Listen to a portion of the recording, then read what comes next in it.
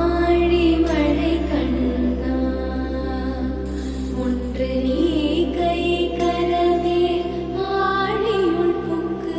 முகந்து கொடாதேனே ஊழி முதல்வன் உருவம் போல்வை கருத்து பாழியன் தோளுடைய பத்மநாபன் கையில் ஆழி போல் மின்னி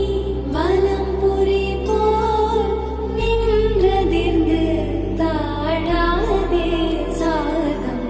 உதைத்த சரமழை